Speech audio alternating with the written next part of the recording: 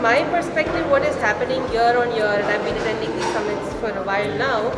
what I see happening is the conversation is getting more real, more granular. It is going down into the trenches in terms of actually examining actionable outcomes of what can be done, what is already being done, evaluating some of these outcomes, and then sort of shaping, in a way, collaborations that can take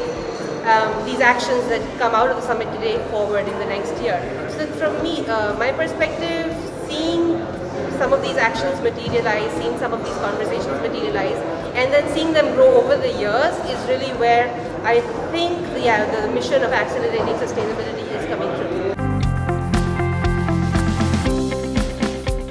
There are different aspects to this question. I mean, from an industry perspective, I think the conversation time and again boils down to what exactly is the business case for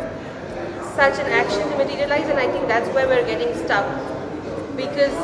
the business case of sustainability, as they say, is in sustainability itself, and there are a lot of actions that you can take at a corporate level which would have, even in terms of a payback or a return perspective or being able to create new market opportunities, etc., it do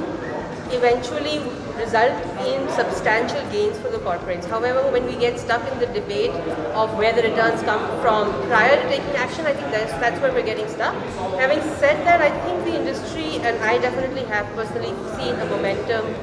sort of pick up over the past 2 years as these conversations are happening. A lot of different service providers are coming up, a lot of corporate actions are materializing. So having said that, I think it's picking up, but we keep getting stuck in that debate, and which is something that we need to get out of.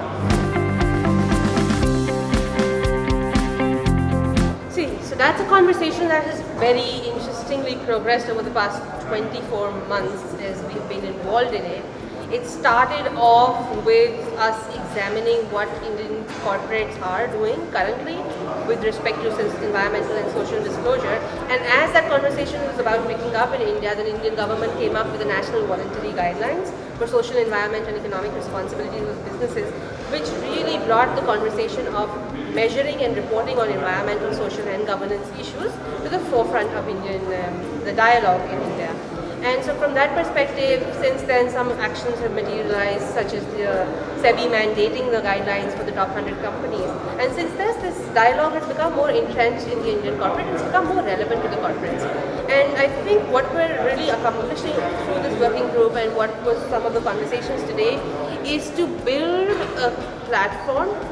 of different institutions, a network of different institutions which in their own right are doing a lot of work on disclosure and reporting, and how they can be brought together and leveraged to accelerate the adoption of the National Voluntary Guidelines or any other voluntary guidelines with regards to sustainability reporting in India. And I think individually a lot of different organizations are doing different things, including the GRI doing a X amount of things, and the CDP is doing something, Indian Institute of Corporate Affairs, UNGC for example. There is a lot of work being done, it just needs to be woven together so that they all take part in some sort of a collaborative dialogue where they can